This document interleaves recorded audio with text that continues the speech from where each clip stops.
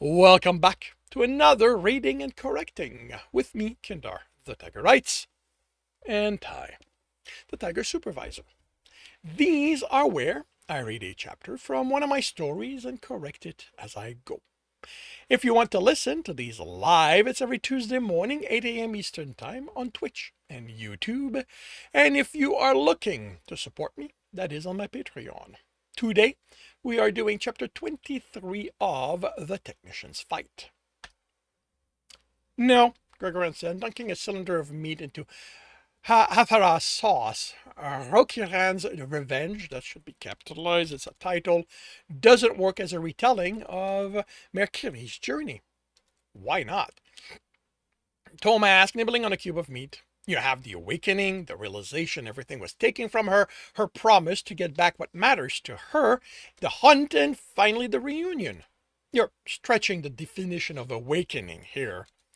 They are interpreting it, his friend countered. And the gods took what Mercury had to test him. Rokiran loses her land and family because of a company's greed. You can't tell me someone's greed can be interpreted as the gods testing one of us. How about the hunt? Okay, I'll grant you that one is the closest they come. Rokiran forcing her way through the various levels of the company, defeating the guards, and finally confronting the owner can be made to line up with Mercury's hunt through the lands that would be capitalized, because it says until he reaches the forest and confronts Tutankhamun, but, he continued as his friend opened his muzzle, there is no way you can tell me that Mercury accepting that he can only be with his love by being embraced by death is in any way like Rokiran taking over the company. One is about accepting that resolve doesn't overcome everything, that some things simply come to an end. The other is about getting wealth and power. Tom popped the cube in his mouth. Fine. You agreed to watch the ballad, not to enjoy it. I didn't say I didn't enjoy it. Gralgiran countered, and his friend tilted an ear. It's not for me, but I can see why you enjoy it. My issue is that it was marketed and you sold me on it as a modern retelling of Mercury's journey. And it's nothing like it. Okay, I might not have been as critical of the advertising as I could have been, but would you have agreed to watch something that had nothing to do with those classics you love so much? Gralgiran reached across the table and squeezed Tom's hand.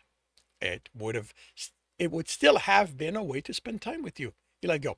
But I might have been a bit more vocal about all the stuff modern retelling lost while watching it, if I hadn't been busy trying to understand the claims about it. I knew I could count on your analytical side to ensure the rest of us would enjoy the viewing. Next time his tablet buzzed with the bridges code. He tapped it, not bothering with his earpiece. The eatery was quiet. Go. The leadership is requesting to speak with you, Captain. Who? Tom mouthed, taking out his tablet. Which one? A representative Drabar Amiral Selrost? Tom frowned, swiping down. Let them know I'm on my way. He couldn't afford to ignore even a representative, although it usually warranted someone within the actual command structure. He pocketed his tablet and stood. Tom accompanied him, reading and cursing quietly. Not good? He was appointed to the leadership under a year ago. He's related to Admiral Thromacarin Omeritamil Selstaffe, who must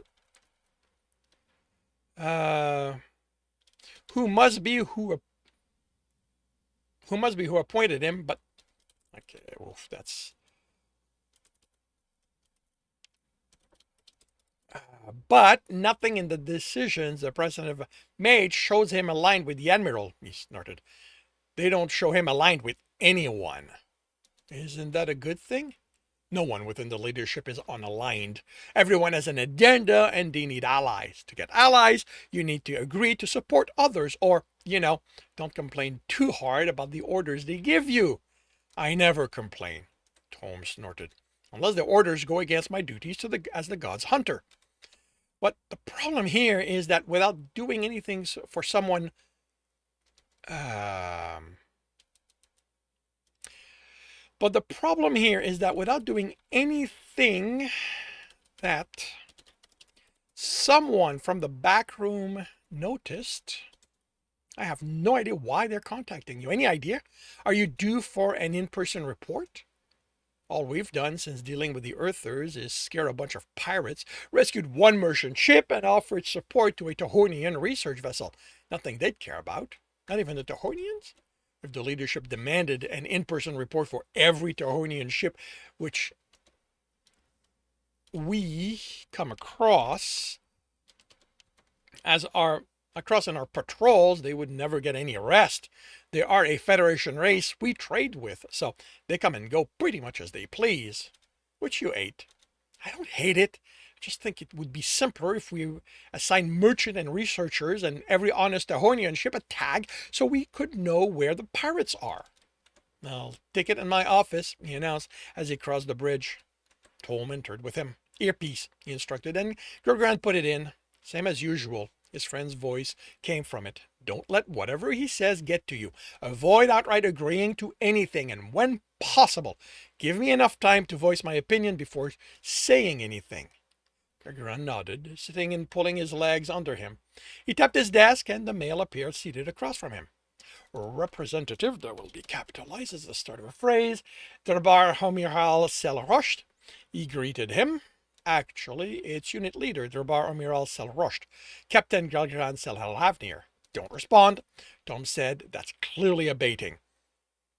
That means whatever else this is about, he isn't your ally.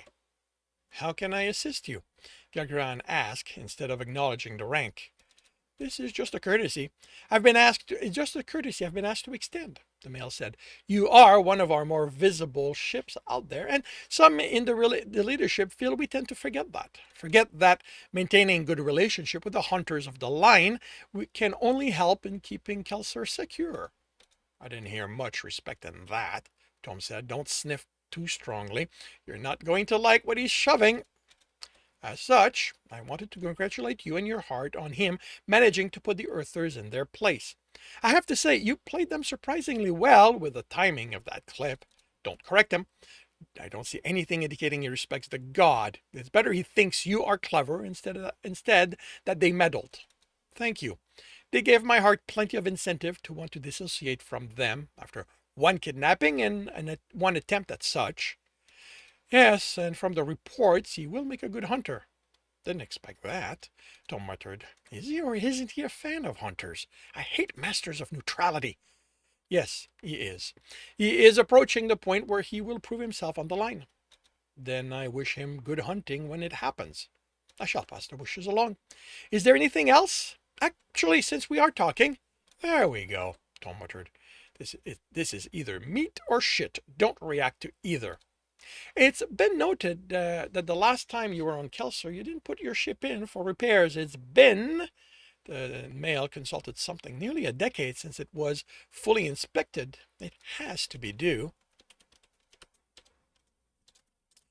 We keep supplied in parts, Gralgiran answered without waiting for Tom. This was an area he knew how to handle, and we haven't taken heavy fires in that time, as I'm sure reports from repair indicates all our systems are within acceptable states. You had a report regarding upgrading the communication infrastructure, the male said, reading his tablet again.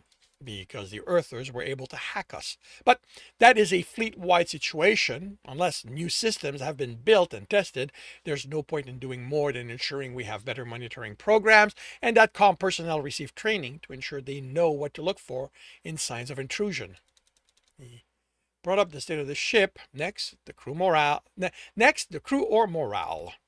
Still, the male said, being in space for so long can't be good for the civilians, or even the crew. Studies tell us that 5 years without seeing the sky has negative effects on people. Careful, Tom warned. Counseling monitors mood, he said, instead of letting the male know what he thought of their studies. Anytime we dock, civilians are allowed to leave the ship. Is that safe? The male asked, surprised. Not everyone is welcoming to hunter ships. Not as informed as he should be. Tom mused. We never dock at questionable stations as more than a merchant ship, and those are always welcome. If a civilian feels the call of home, I ensure they can return as quickly as the as the patrol allows. You've only been back 3 times in that decade, the male said. You can't expect me to believe those were the only times civilians needed to return home. Someone has never left Kelsir, Tom muttered, and it shows. There are always ships heading home. If someone needs to, they will find someone to ferry them there while the Bane continues its patrol. Yes, of course. Regarding returning home, I noticed the turnover of your crew is much lower than any other ship. Hunters, he started, do not go there, Tom ordered. We are used to hardship, and I ensure that when we aren't on an active hunt, the crew has as close to a civilian life as they can. We still need to work on that one, Tom muttered as the male seated opposite Gralgiran narrowed his eyes. The male took offense to a documented fact that wasn't Gralgiran's problem. Hunters were put through harsh training before being allowed on the line, had to prove themselves on Kelsir before they could ask to join a hunter ship. That one now had leeway with so many people growing up on ships, but it was still the preferred method. I suppose that's true, the male said. There, Tom said, satisfied. Another one. Which leaves one last thing.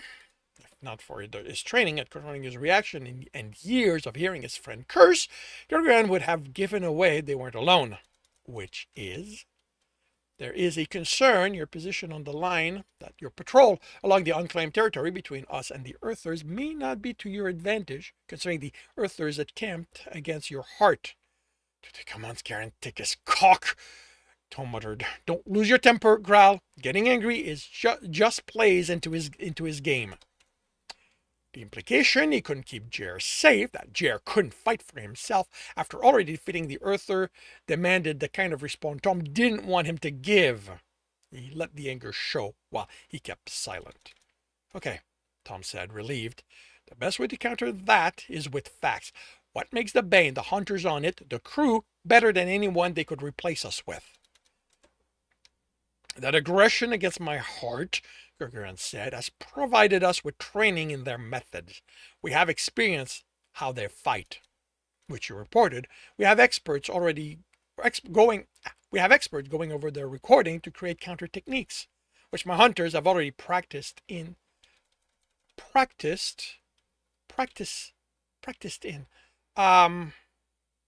Practice. Yeah, I'm gonna remove the in. I was going for something to the effect of already had time in, but I don't think it works. I've already practiced because they have an Earther to test themselves against. An inexperienced one, the male counter. One who took down a trained Earther soldier, even if he lacks the experience of the line, he is better than projections and expectations. We have also experienced their intrusion method, but both physical and informational. You say the presence of my heart means we risk an increase in aggression from the Earthers, and I won't disagree with you. But our experience with them also makes us more aware of what they're capable of, which, on the line, is what you want in hunters. I take your point, the male said, tone clipped. I thank you for taking the time to address the leadership's concern. Good hunting.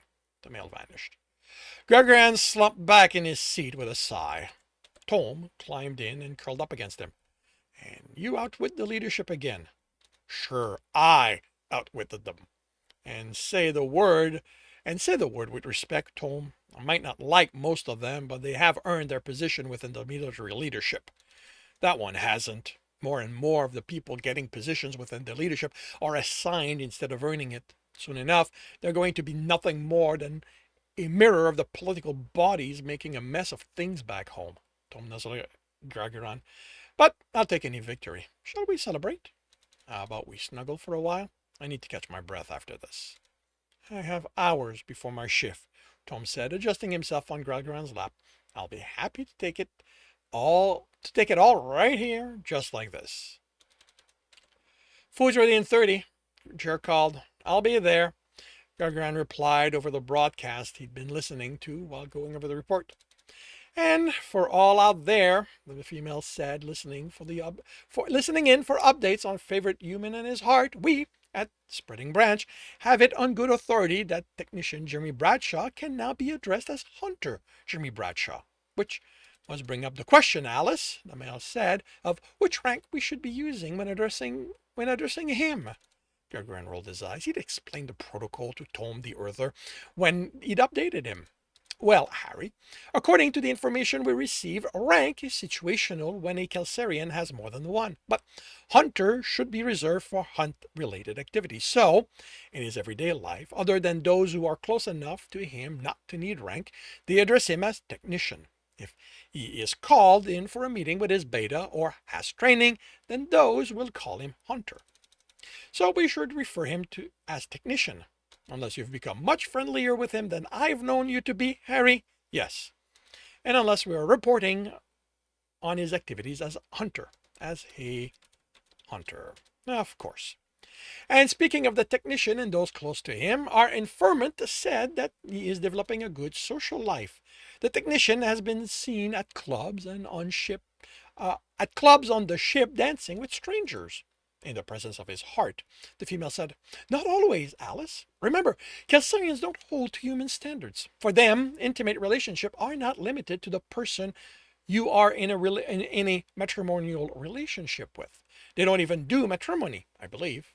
If that confuses you, listeners," she said, "you are not alone, and we will endeavor to investigate how they make it work. And who knows, we might even be able to get the information from the human involved. But that will not be soon," the male said. "I'm sorry to say that Spreading Branch will be silent for the next week. It turns out this little spot we thought was quiet has far more activity than we thought. And we need to see to the safety of those who help keep the branch spreading." She continued, "So we won't be able to broadcast until we have relocated. But despite our silence, remember, all those of you out there, the Spreading Branch is there wherever its leaves fall." Gralgiran frowned and replayed the last minute. Busier than expected, he understood, even if it was unexpected. Some locations could see glut if someone's scanner revealed something of value, or those using them thought that it was what it revealed. Civilian ships didn't have the best scanners. Few people could afford them. Those who could didn't bother with prospecting. They owned merchant ships. What bothered him was a comment about keeping those with them safe.